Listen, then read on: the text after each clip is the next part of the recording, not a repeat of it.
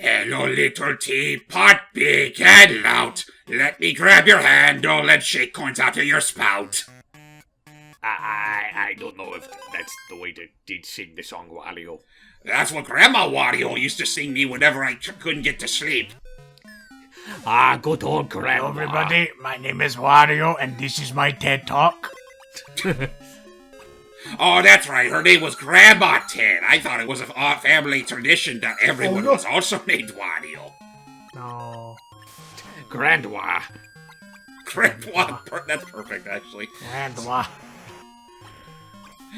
So, hey, ladies and gentlemen, welcome back to our revisit of Wario Land, Super Mario Land 3. Today's part will be having us go through Mount Teapot, which is arguably one of the longer worlds in the game if you don't know what you're doing. Yeah. Which is, Fortunately, we do, I hope. Well, don't worry, I actually did do a test run before doing all this. Kind of just out of the blue, really. I just felt like playing this game one day, briefly lamented of how fucking slow Wario was compared to the likes of his later appearances, let alone Mario. But, I was able to refine my groove in time and remember that the Jet Wario was a thing! Man, that was close. And again, we have a little FAQ to help us out to find the treasures if need be, but otherwise, honestly, what had re-sparked my passion for checking this game out was, there's this one YouTuber whose name I forget, otherwise I would have brought it up by now. You don't need it. I think I know who it is, but go ahead and describe him just to make sure I'm thinking of the right guy. The guy who does the clay, the guy who does the clay sculptures of like world maps. Oh, him. You know what? I saw that video too. It's really nice. I thought you were thinking of a different person altogether. No. For Wario Land 1? No. I just mean like a different YouTuber you were talking about. Well, which YouTuber who covered Wario Land 1 extensively do you think I was talking about? Well, I was thinking like. Well, I was thinking not so much like covering like one game in particular, but like not that long ago, Ant Dude pretty much did like a Wario Land retrospective. Oh, that's right, he did. That's true, but no. I was just thinking of that. This guy did a colorized using clay sculpting or whatever. I don't know if I'd ever showed it to you, James, but he did a little clay sculpture of the entire world map of Wario Land. Yeah, I've seen that guy before. And he's done them for Mario World and Yoshi's Island as well. Yeah, I love the one that he did for Mario World.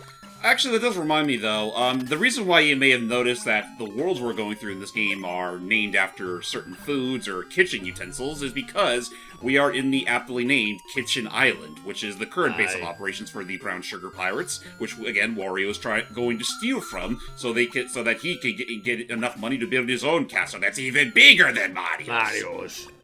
Yeah. Yep, that's our plan anyway. I need to look up what the commercials for this old game were like.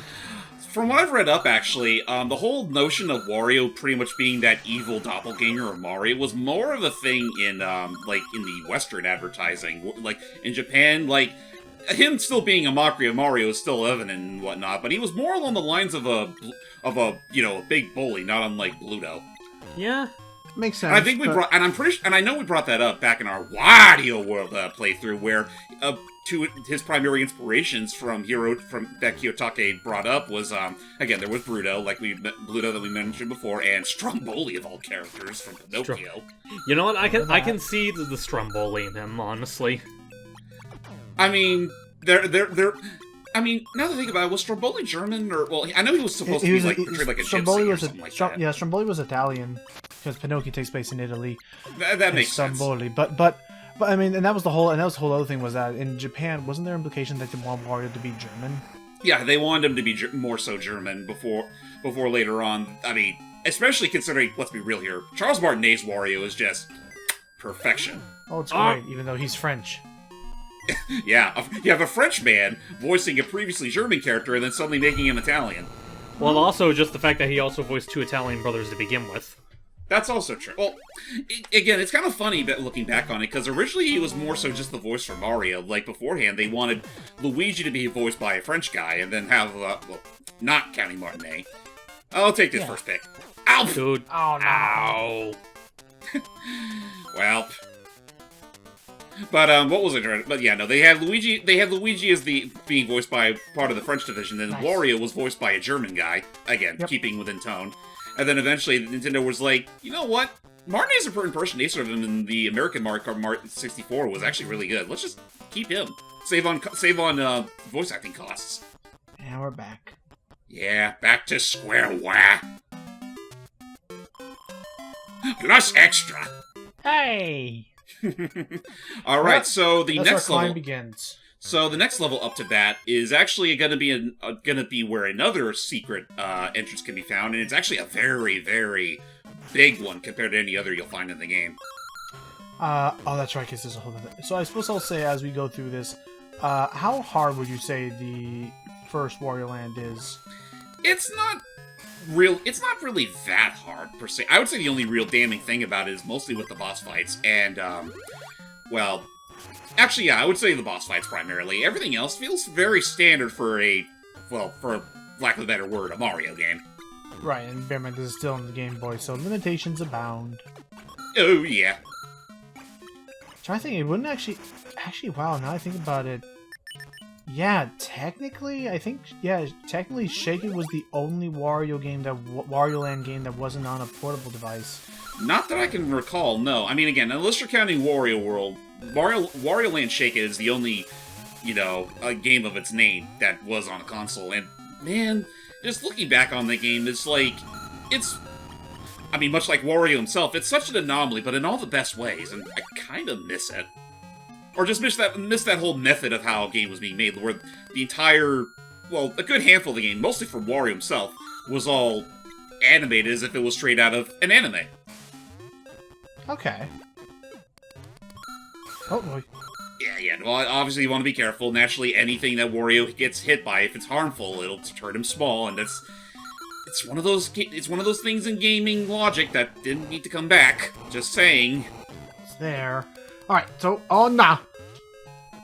Okay, so, do we dare? It is Jet Mario. Oh wait, well, I'm not coming back here anyway, so I might as well grab it. If you do end up grabbing a power-up that you already technically have, then it'll instead give you, 10 hearts. Oh, I mean, okay, well that's still handy to have the convenience. Get out of here, Pelican Pirate. Oh, those Pelican Pirates in particular, they're not too bad here, but in Wario Land 2, they're fucking nasty. They throw the bombs everywhere, which, yes, we are planning on doing. I guess our idea is that we do want to do a full-on proper look at of Wario Land 2.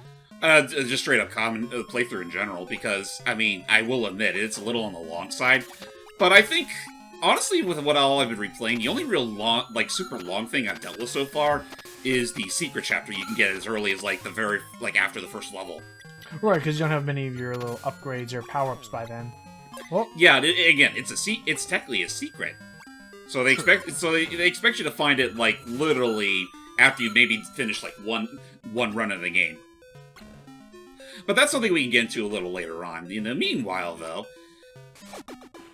Wario is a graceful sea creature. Well, known as the Sea Whale. That was my name back in my prison days, too. Prison days. We don't talk about that. I don't know where I'm going with this. I'm mainly stalling for time because hype is BRB'd.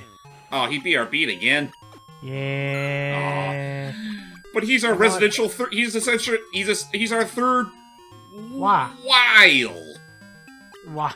Yes, that did sound like a reach, so I'm going to scrap that right here and now. He's our third. Never happened.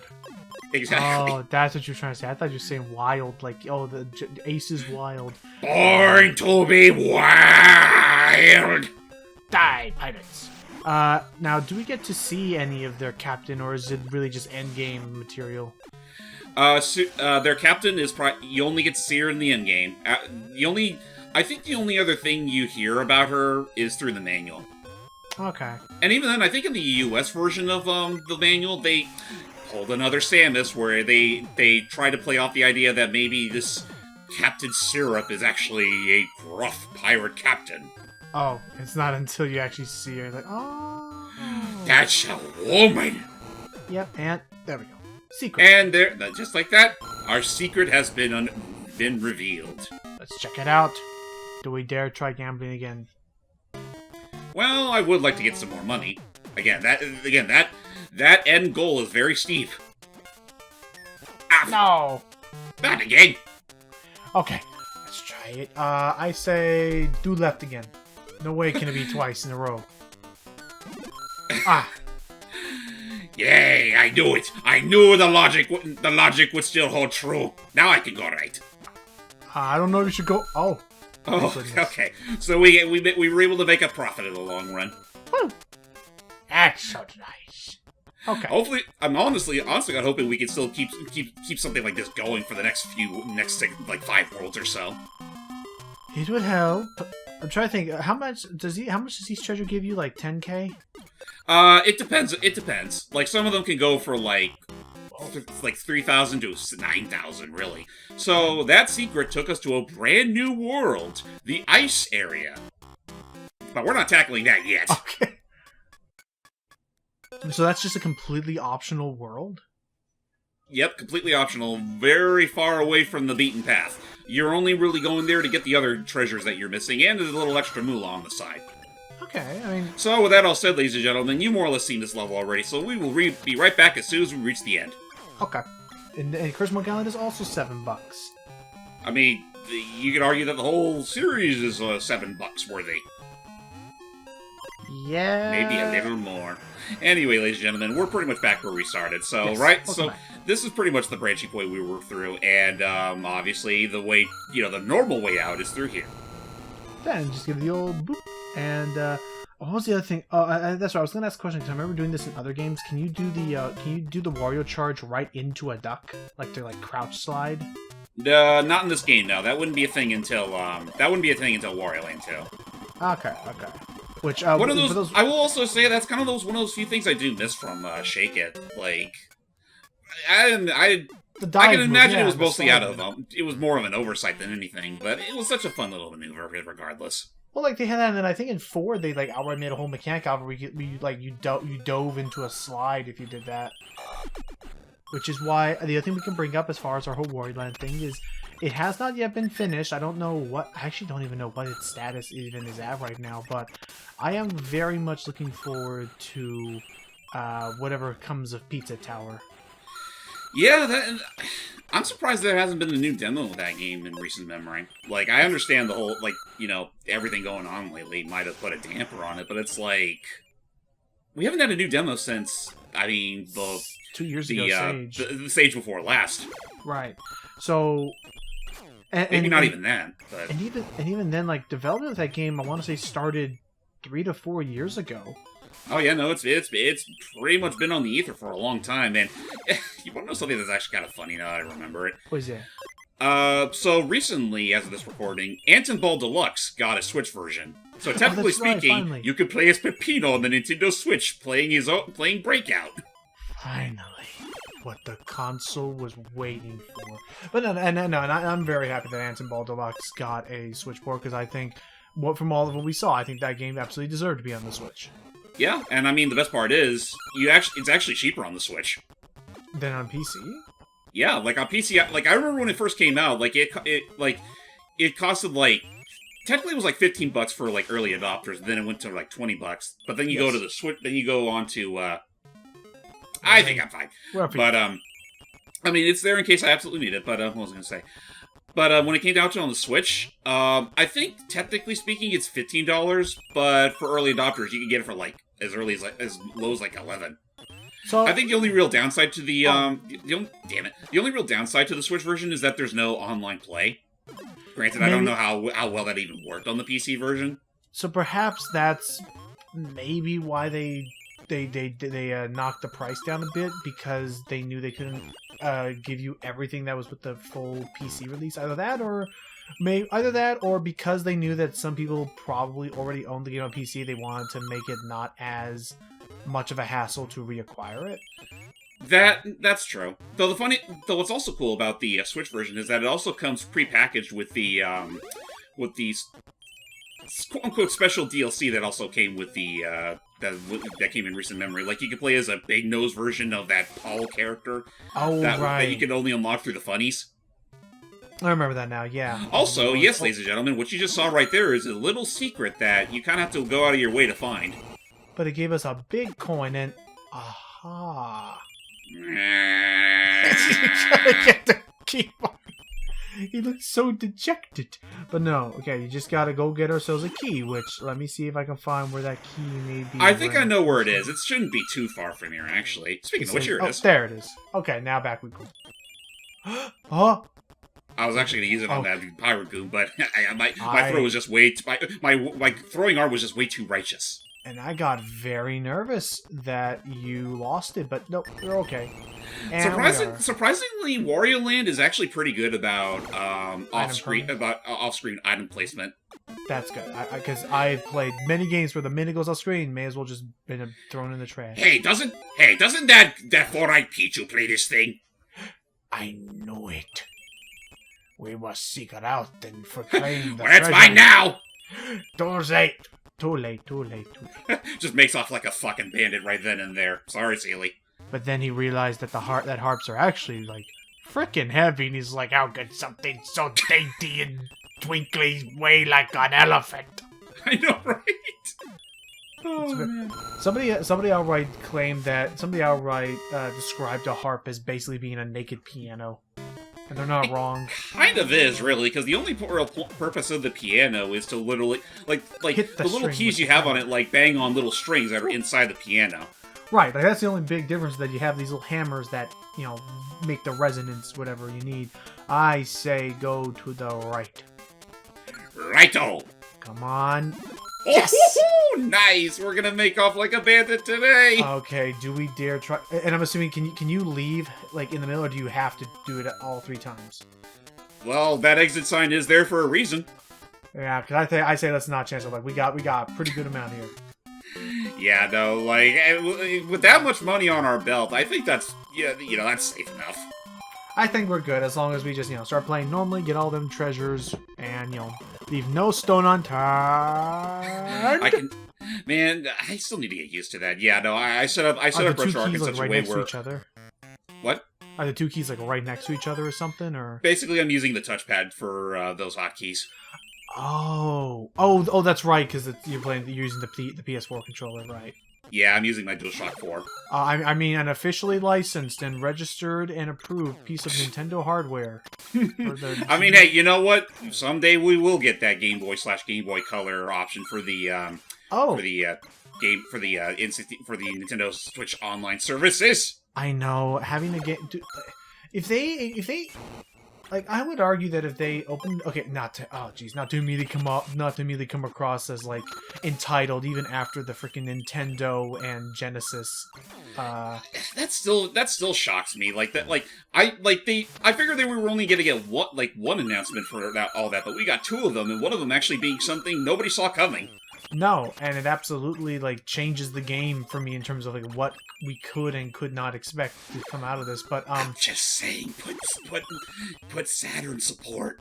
Saturn support would be great. I'm saying... I mean, I know it wouldn't mean... There's not much demand for it, because how many fucking games on the Saturn would you fucking add to that kind of service? I'm saying start looking into the Sega 3D or whatever it was called. Okay, I'm gonna do something really stupid here, but there's a reason for it. I see what you're doing here. You get the money. This is what the developers completely wanted you to do. And that's why they also had that block there that contains another jet power-up. Just now be very careful you don't lose it. There we go. Wario may look stupid, and those that call me stupid are gonna get a good old arm to the face. But Wario's actually a very crafty son of a gun. I was gonna say, I think I saw, I forget where the quote came from. It was like, I may be stupid, but I'm one clever bitch. Yes, seriously. But no, where was it? Okay, oh no, wow, we're at the top of the mountain. But yeah, no, where are we going with this? I'm honestly, I would not even be against them trying some more experimental crap, like put the Jaguar, or put like 3 or Why does the starry sky look like marmalade? We should do something about that. Wait, is there actually... Oh, so you can actually change the palette on the fly. Yep. Now what I need to figure out is, which one do I want to use? Oh, here we go. So you want this color to be changed to... Whoa. Maybe not that. To blue. I love how your finger is literally dipped in the painting. Oh, that's a little dark. That's a little too... I wish there was a way to make it darker. Close, but no... That may cover up sprites. Oh, so there are different shades. Okay, so now try the I'd say try the third purple. Third purple? Yeah, try that one. A little too bright. Damn. Oh, okay. Now try the second to last purple. This one? No, that one. That one there. Try that one. Okay, maybe the one to its left. Huh. Okay. Maybe no, the one. No, I mean like the. Oh, sorry. Oh, actually no. Oh, actually, I see now with the top and the bottom bar. Let's say you like this hue, but you want to make it just a little darker. Then hit the black thingy just beneath it. Wait, what? Where? To the left. Oh. You add a little splotches of little like brightness and lightness to it. In that case, screw the That's green. actually, yeah. Okay, so then we just add a little bit of. Oh. That is very nice, Super Game Boy. But you know what? Maybe we should just go back to what works. Okay. Don't worry. Just so you all know exactly what powers that be with the Super Game Boy. It's really, actually really neat, all the little features they added. I've never really experimented with it too much, because I always was wondering, like, oh, I have my Game Boy, why do I need all that? But, I mean, as someone who primarily grew up with a Game Boy player, I mean, there was some customization options, but not quite to that extreme.